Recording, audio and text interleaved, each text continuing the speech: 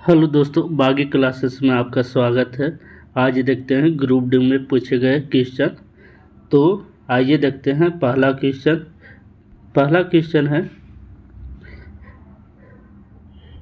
Question बोल रहा, एक बीम को 15 सेंटीमीटर फोकस दूरी वाले अवतल दर्पण के सामने 30 सेंटीमीटर की दूरी पर रखा जाता है, तो प्रतिबिंब की दूरी कितनी होगी। तो इसमें क्या पूछ रहा है, प्रतिबिंब की दूरी यानी कि भी पूछ रहा है, भी बराबर कितना होगा।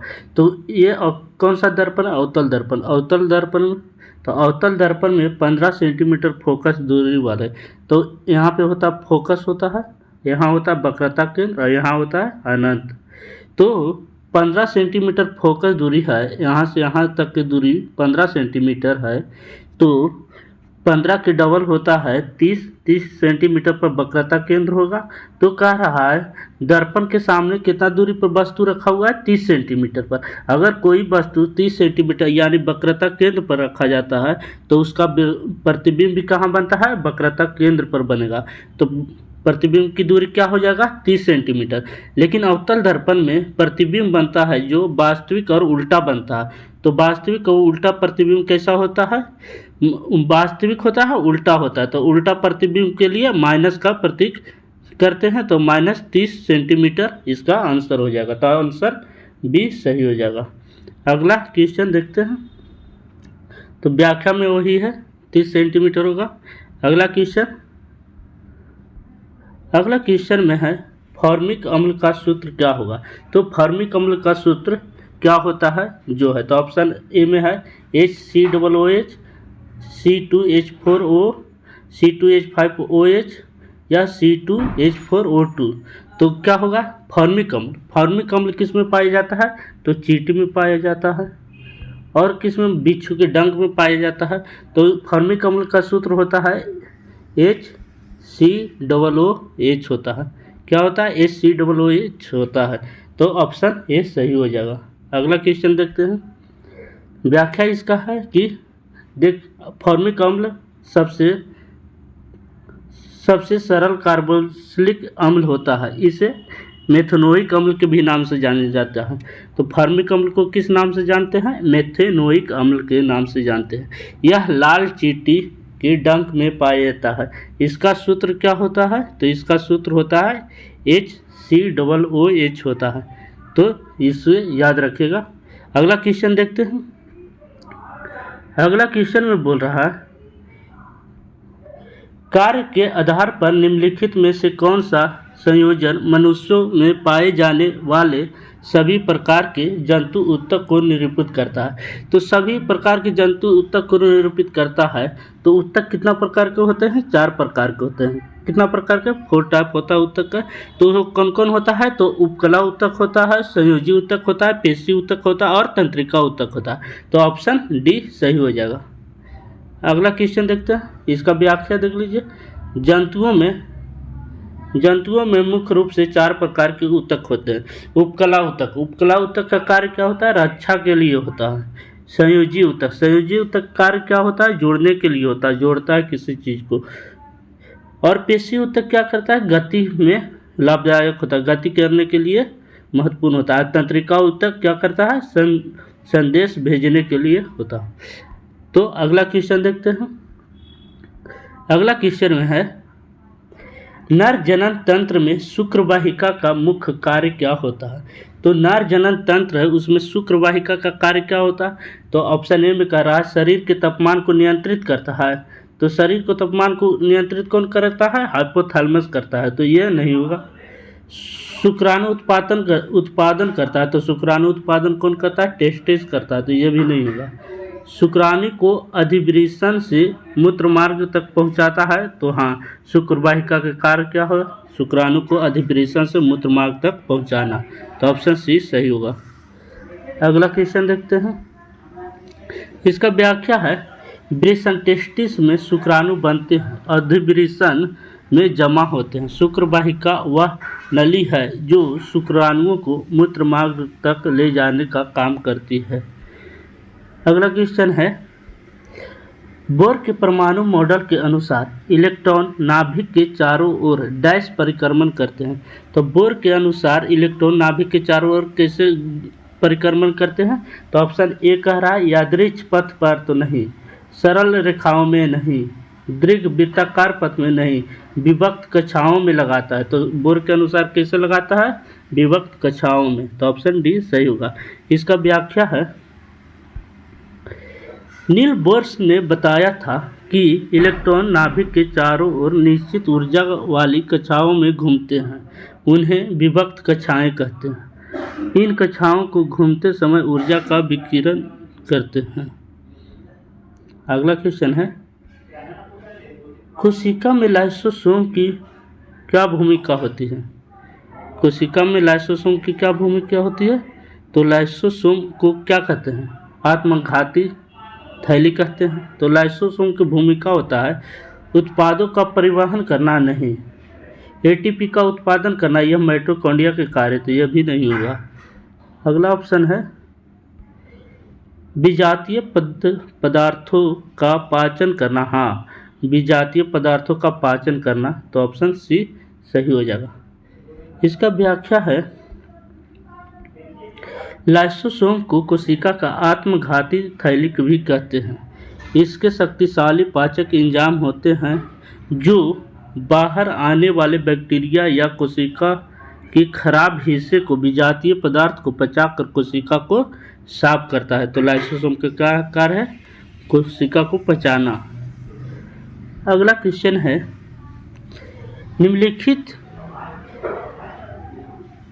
निम्नलिखित में से कौन सा कार्बन यौगिक समान परिस्थिति में नीली गैर कजली लौह के साथ जलता है?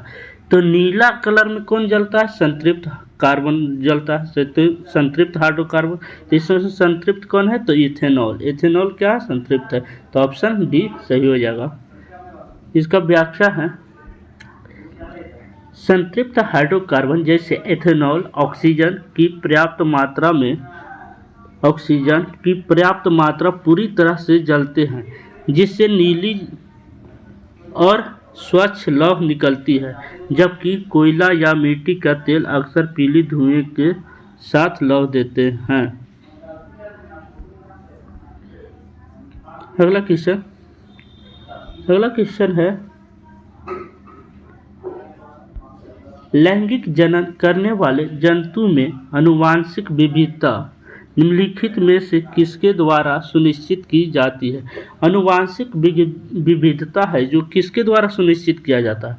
तो युग्मक और सूत्री विभाजन द्वारा बनते हैं? नहीं। निषेचन शरीर के अंदर होता है? यह भी नहीं होगा। केवल एक जनक शामिल होता है? नहीं, इसमें दोनों जनक शामिल होता है।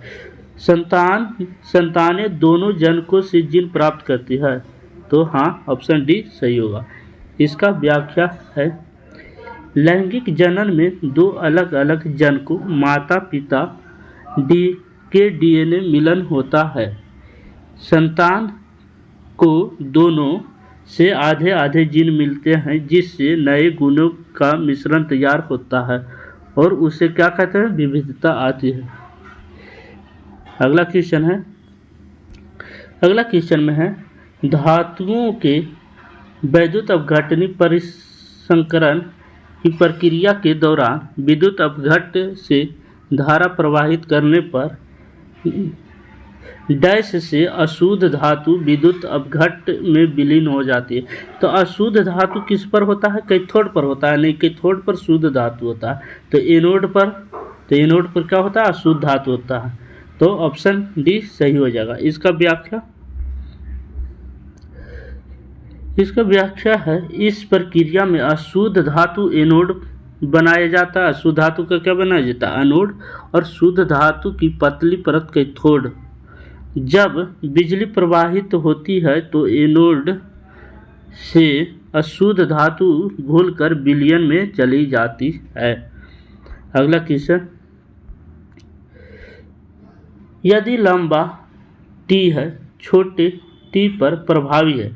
कह रहा है, लंबा टी है जो छोटे टी पर प्रभावी है और गोल बीज आर है जो झुर्रीदार बीज पर प्रभावी है, तो उस पौधे के जीनोटाइप की पहचान कीजिए जो छोटी ऊंचाई और गोल बीज दर्शाता है। तो छोटी इकाई और गोल बीज, छोटी इकाई होता है जो क्या होता है, छोटी ऊंचाई है। छोटी ऊंचाई क्या होता है, अप्रभावी लक्षण होता है, अप्रभावी होता है। और गोल बीज होता है जो क्या होता है, प्रभावी होता है। तो प्रभावी और अप्रभावी देखना है। तो इसमें टी है, ऑप्शन ए में क्या है, टी है। तो ये प्रभावी होता है तो ये नहीं होगा। आगे हमको देखना अप्रभावी, कैपिटल टी अप्रभावी होता, प्रभावी होता है, ये भी नहीं होगा। कैपिटल टी है, ये भी नहीं होगा। ऑप्शन यहाँ टी अप्रभावी और राउंड है जो प्रभावी होगा, तो ऑप्शन डी सही हो जाएगा। अगला इसका व्याख्या है, छोटी ऊंचाई एक अप्रभावी लक्षण है जिसे टी से दर्शाते हैं। गोल बीज प्रभावी है तो यह आर या R capital R small R हो सकता है, तो विकल्प डी सही है। क्वेश्चन बोल रहा है 20 न्यूटन का एक नेट क्षैतिज बल 4 केजी के एक ब्लॉक पर जो प्रारंभ में 5 सेकेंड तक विरामावस्था में है कार्यरत ब्लॉक की अंतिम चाल क्या है। अंतिम चाल यानी कि भी पूछ रहा, तो भी क्या होगा। तो कह रहा 20 न्यूटन है और 4 केजी का ब्लॉक है, तो यहाँ से एफ बराबर लगा देंगे फॉर्मूला, एफ बराबर एम ए होता है। तो एफ 20 न्यूटन है और एम 4 केजी है, तो यहाँ से ए निकल जाएगा। तो ए यहाँ से आ जाएगा कितना, 5 आ जाएगा। और फिर अंतिम वेग यानी वेलोसिटी भी निकालना है, तो भी बराबर होता है यू प्लस ए टी होता है। तो यहाँ से u विरामावस्था में है यहाँ, यानी कि u 0 होगा, प्लस ए निकले 5 निकाले हैं और t 5 सेकेंड दिया हुआ है, तो कितना हो जाएगा, भी अंतिम वेग 25 हो जाएगा। तो ऑप्शन सी सही है। अगला क्वेश्चन, इसका विस्तृत जानकारी है नीचे। अगला क्वेश्चन है, संभारिक में कौन सा गुणधर्म सदैव भिन्न होता है। तो संभारिक किसको कहते हैं, जिसका परमाणु द्रव्यमान होगा, जो द्रव्यमान होगा क्या होगा, द्रव्यमान होगा जो समान होगा और परमाणु क्रमांक क्या होगा, भिन्न होगा। तो इसमें कह रहा है क्या, सदैव भिन्न होगा, तो भिन्न कौन होगा, परमाणु क्रमांक इसमें भिन्न होगा, तो ऑप्शन बी सही होगा। अगर यहाँ पे समभारिक है, यहाँ समस्थानिक रहता तो क्या होता, तो परमाणु क्रमांक समान होता, परमाणु द्रव्यमान भिन्न भिन्न होता। तो इसका व्याख्या है, समभारिक वे तत्व होते हैं जिनका परमाणु द्रव्यमान समान होता है लेकिन परमाणु क्रमांक भिन्न भिन्न होता है। अगला क्वेश्चन में निम्नलिखित में से कौन सा कथन सत्य नहीं है जिसको पहचाना है। तो कहा प्रिज्म में यदि श्वेत प्रकाश का उपयोग किया जाता है तो विक्षेपण हो जाता है। हाँ, प्रिज्म में अगर श्वेत प्रकाश को भेजेंगे तो वह 7 वर्ण में विक्षेपण हो जाएगा, तो ये तो सही है। कह रहा प्रिज्म में आपतित किरण निर्गत किरण सदैव समांतर होते हैं, नहीं, तो यही गलत है, ये गलत बोला है, तो यही सही हो जाएगा ऑप्शन बी। कह रहा है प्रिज्म है, एक प्रिज्म मान लेते हैं, इसमें आपतित किरण है जो निर्गत किरण कैसे होता है, यहाँ से जाएगा तो यहाँ जाना चाहिए, लेकिन क्या होता है, बेंडिंग होता है यहाँ, और फिर इधर से रेरर से डेंसर में जाता है और डेंसर से रेरर में जाता है, तो यहाँ आ जाता है निर्गत किरण, ये हो जाता है। इसके बीच में एंगल ऑफ डेविएशन होता है, यानी विचलन कोण होता है इसके बीच में, जिसे मान लेते हैं अल्फा, तो एंगल ऑफ डेविएशन हो जाएगा ये। तो इसमें कह रहा है प्रिज्म आपतित किरण और निर्गत किरण के समांतर होते हैं, तो समांतर होगा, आपतित किरण ये है और समांतर होगा, तो ऐसे ही निर्गत किरण को जाना चाहिए, लेकिन निर्गत किरण जा रहा है कैसे, ऐसे जा रहा है, तो ये समांतर नहीं है, तो ऑप्शन बी गलत है। इसका व्याख्या है प्रिज्म में आपतित और निर्गत किरणें सभी कभी समांतर नहीं होती, वे एक कोण पर मुड़ती है जिसे विचलन कोण कहते हैं। समांतर किरणें केवल कांच के स्लैब में होती है। अगला क्वेश्चन है, एक समान गति के बारे में निम्नलिखित में से कौन सा कथन गलत है। तो यहाँ पर देखना है गलत है, गलत बोल रहा है एक समान गति के बारे में। तो त्वरण शून्य होता है, एक समान गति में त्वरण शून्य होता है, ये तो सही है। एक समान गति रहेगा तो त्वरण क्या होगा, शून्य होगा, तो ये सही है। गति समय के साथ लगातार बदलती रहती है, तो गति समय के साथ लगातार बदलेगा तो एक समान गति नहीं होगा, वो असमान गति हो जाएगा, तो यही गलत है।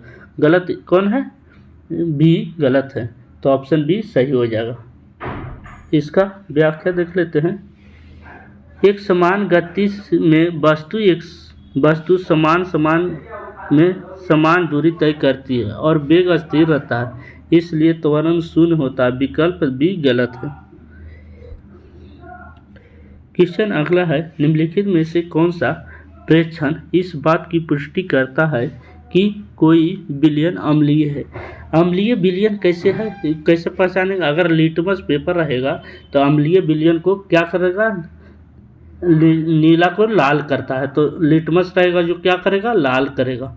और मिथाइल ऑरेंज रहेगा जो अम्ल विलयन को कैसा करेगा, लाल करेगा, ये भी लाल करेगा, मिथाइल भी लाल करेगा, और यहाँ क्या लिटमस भी लाल करेगा। और फिनोल्फिन क्या करता है, अम्लीय विलयन में रंगहीन हो जाता है, रंगहीन हो जाता है। अम्लीय विलयन में फिनोल्फिन क्या होता है, रंगहीन होता है। तो ये ऑप्शन किस में है, तो मिथाइल ऑरेंज लाल होता है, सही है। फिनोल्फिन गुलाबी नहीं, तो ये भी नहीं होगा। मिथाइल ऑरेंज लाल होता है, फिनोल्फिन रंगहीन होता है और लिटमस लाल होता है, तो ऑप्शन बी सही होगा। अगर यहाँ पे क्षारीय रहता तो मिथाइल ऑरेंज पीला होता और फिनोल्फिन गुलाबी होता और लिटमस कैसा होता, नीला होता, तो ऑप्शन बी यहाँ सही होगा। यही बोल रहा है व्याख्या में, अम्ल नीले लिटमस को लाल कर देता है, मिथाइल ऑरेंज भी लाल करता है और फिनोल्फिन अम्लीय माध्यम में रंगहीन रहता है। अगला क्वेश्चन में है, निम्नलिखित में से कौन से प्लास्टिड वाले वर्णक पौधे में पीला, नारंगी, लाल के रंग प्रदान करते हैं। तो कह रहा प्लास्टिड है, उसमें कौन सा वर्णक होता है जो रंग प्रदान करता है। तो रंग प्रदान कौन करता है, तो ऑप्शन ए में है ल्यूकोप्लास्ट। ल्यूकोप्लास्ट क्या करता है, भोजन को ग्रहण करता है, माने भंडारण करता है, भोजन को क्या करता है, भंडारण करता है ल्यूकोप्लास्ट, तो ये नहीं होगा। बी में है क्रोमोप्लास्ट, हाँ रंग के लिए रंग कौन प्रदान करता है, क्रोमोप्लास्ट, तो ऑप्शन बी सही हो जाएगा। अच्छा क्लोरोप्लास्ट क्या करता है, क्लोरोप्लास्ट तो पौधा का रसोई घर कहलाता है, क्लोरोप्लास्ट क्या कहलाता है, रसोई घर। और एमाइलोप्लास्ट क्या है, तो ल्यूकोप्लास्ट का एक पार्ट है, तो ये नहीं होगा, तो ऑप्शन बी सही हो जाएगा। इसका व्याख्या है, क्रोमोप्लास्ट में कैरोटीनाइड जैसे वर्णक होते हैं जो फूलों और फलों के रंग पीला, नारंगी, लाल देते हैं। क्लोरोप्लास्ट केवल हरा रंग देता है। क्लोरोप्लास्ट कैसा रंग देता है, केवल हरा रंग देता है, और इसे क्या कहते हैं, रसोई घर भी कहते हैं। अगला क्वेश्चन कर चुंबकीय क्षेत्र रेखाएं के बारे में निम्नलिखित में से कौन सा कथन सत्य है। यहाँ देखेंगे सत्य है, तो कह रहा क्षेत्र रेखाएं ध्रुवों पर प्रतिच्छेद करती है, नहीं, ध्रुवों पर प्रतिच्छेद, चुंबकीय क्षेत्र रेखाएं कहीं पर प्रतिच्छेद नहीं करते, तो ये कह रहा प्रतिच्छेद करते हैं, तो ये गलत है। चुंबकीय क्षेत्र के अंदर रेखाएं उत्तर से दक्षिण की ओर गमन करती है, नहीं, कोई भी अगर चुंबक है नॉर्थ साउथ, तो अगर अंदर में कहेगा तो साउथ से नॉर्थ की ओर करता है, ना कि उत्तर से दक्षिण की ओर, तो ये भी गलत है। जहाँ रेखाएं पास पास होती है वहाँ चुंबकीय क्षेत्र दुर्बल होता है, नहीं, जहाँ चुंबकीय क्षेत्र पास पास अगर मान लिए पास पास होगा तो वहाँ प्रबल होगा, तो ये भी गलत है। चुंबकीय क्षेत्र चुंबक के बाहर क्षेत्र रेखाएं उत्तर से दक्षिण की ओर, हाँ तो बाहर में अगर होगा तो उत्तर से दक्षिण की ओर होगा, बाहर में कैसे होता है, उत्तर से दक्षिण की ओर होगा, तो ऑप्शन डी सही हो जाएगा। चुंबकीय क्षेत्र रेखाएं चुंबक के बाहर हमेशा उत्तर से दक्षिण की ओर जाती है और अंदर दक्षिण से उत्तर की ओर जाती है, जिससे क्या बनता है, एक लूप बन जाता है। क्वेश्चन है अगला, निम्नलिखित में से कौन सा वनों और जैव विविधता का संरक्षण का प्रमुख लक्षण है?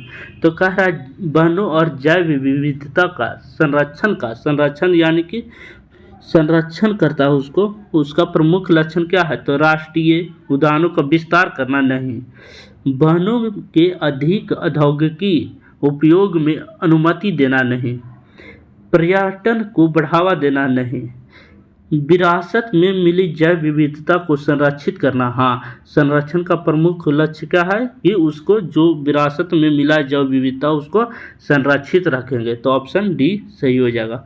इसका व्याख्या है, मुख्य लक्ष्य हमारी प्राकृतिक विरासत और जीवों के विभिन्न प्रजातियों को उनके प्राकृतिक आवास में सुरक्षित रखना है ताकि पारिस्थितिकी तंत्र का संतुलन बना रहे।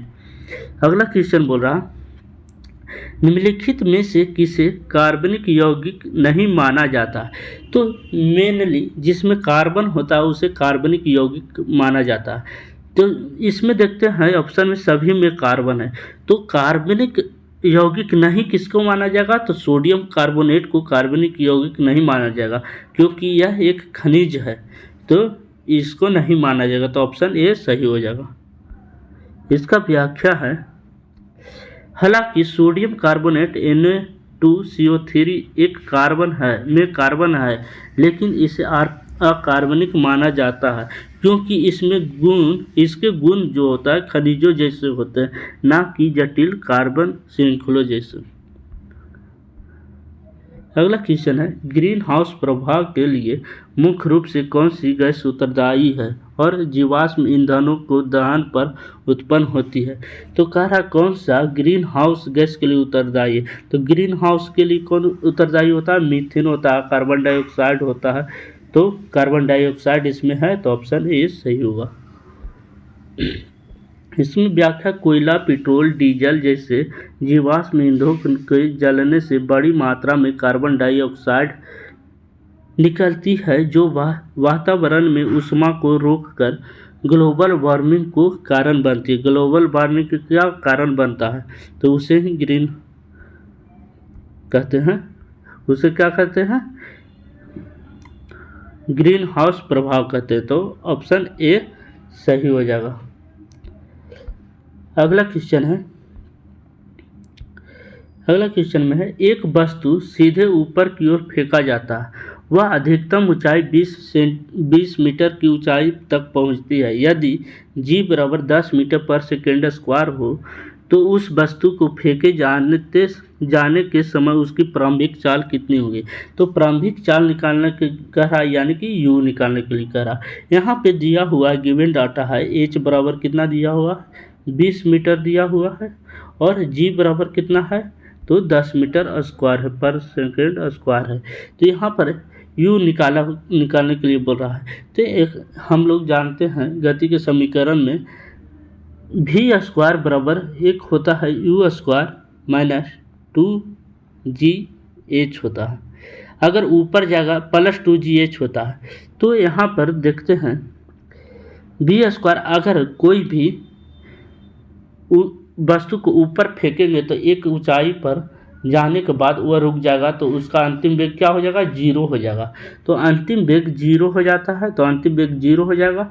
और u निकालने के लिए u स्क्वायर प्लस 2 और g ऊपर की ओर फेंक रहे हैं तो घटेगा, तो u ऋणात्मक होगा, तो गुना माइनस कितना है? 10 है, और गुना h का मान कितना है? 20 है।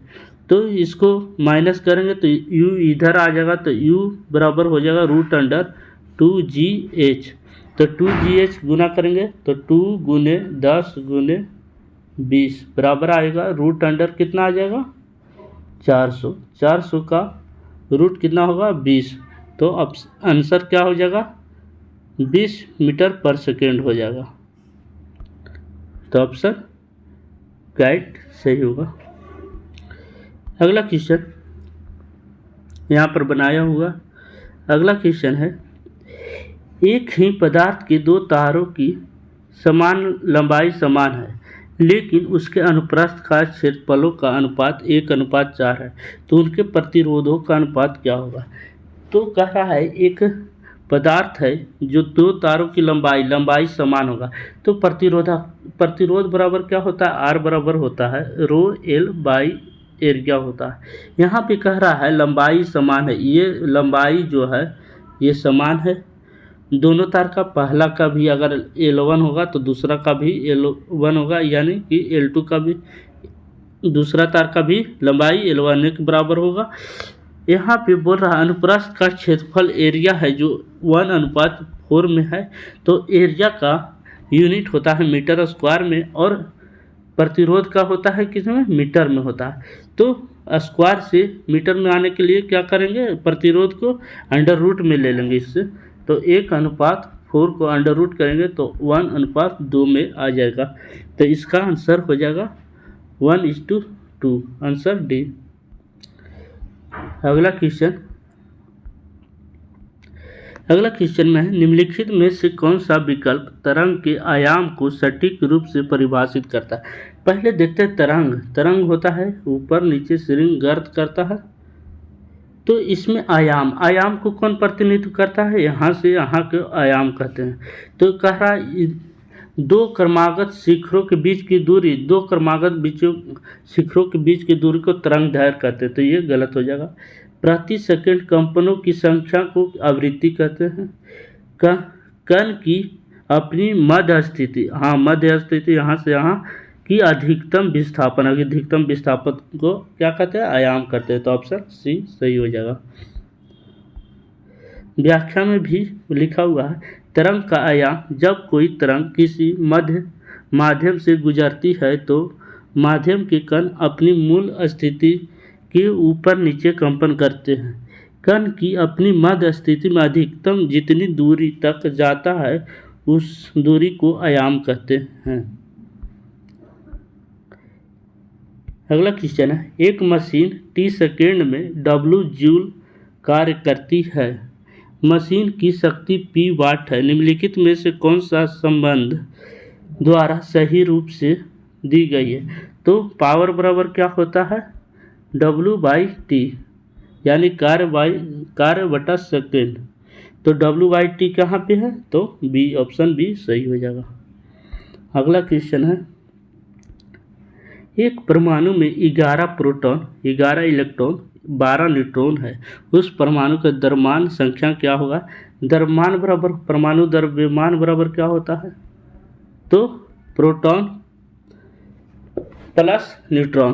प्रोटॉन कितना है, प्रोटॉन प्लस न्यूट्रॉन होता है, तो प्रोटॉन है 11 और न्यूट्रॉन है 12, तो बराबर हो जाएगा 23, तो ऑप्शन डी सही हो जाएगा। अगला क्वेश्चन खत्म हो गया। Thank you very much.